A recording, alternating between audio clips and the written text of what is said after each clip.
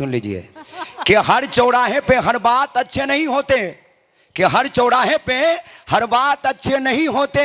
अरे तिरछी नजर से घात अच्छे नहीं होते।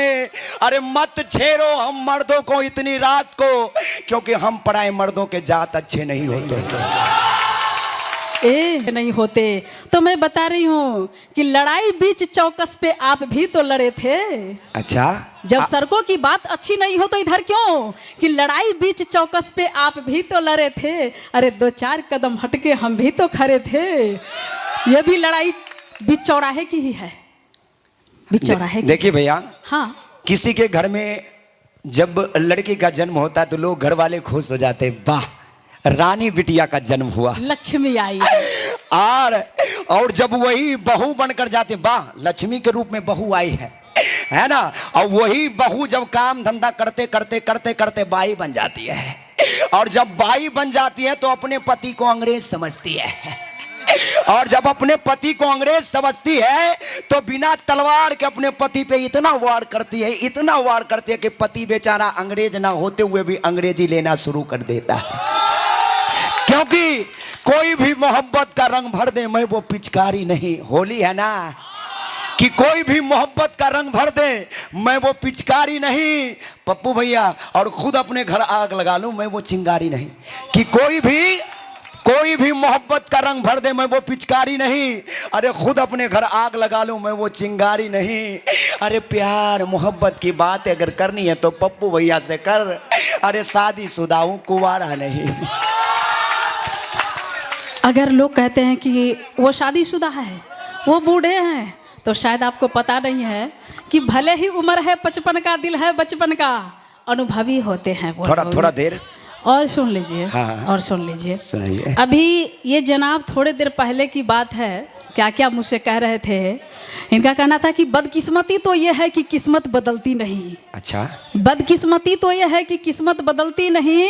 ताजमहल बनाने का ख्वाब तो मैं भी रखता हूँ, मगर संगीता जी आप जैसी मुमताज मिलती नहीं। मगर मेरा कहना है कि ऐ किस्मत पे रोने वाले, ऐ किस्मत पे रोने वाले, अरे क्यों तू अपने बदकिस्मती का झूठा फरेब देते हो। मुझ जैसे मुमताज तो लाखों हैं, पर तेरी झोपड़ी की तो औकात नहीं। ताजमहल का ख्वाब क्या दिखाते हो।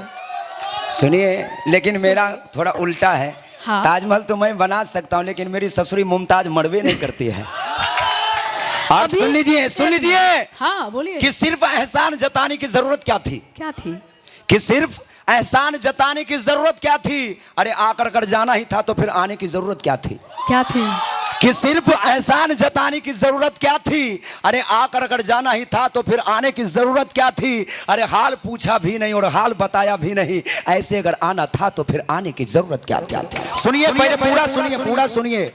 और आंधियां आती है आएगी यकीन था तुझको, कि आंधियां आती है आएगी यकीन था तुझको, तो फिर बाग सजाने की जरूरत क्या थी। और संगीता जी, अगर आपको गैर के बाहों से लिपट ही जाना था तो फिर मुझसे नजरें मिलाने की जरूरत क्या थी।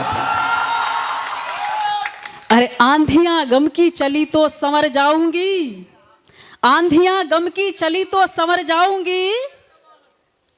और मैं कह रहे हैं कि ये मिलने की और बिछड़ने की बात कर रहे थे। तो आंधियां गम की चली तो संवर जाऊंगी, मैं तेरी जुल्फ नहीं जो बिखर जाऊंगी। आंधियां गम की चली तो संवर जाऊंगी, मैं तेरी जुल्फ नहीं जो बिखर जाऊंगी। अरे तुझसे बिछड़ी तो ये मत पूछ कि मैं किधर जाऊंगी।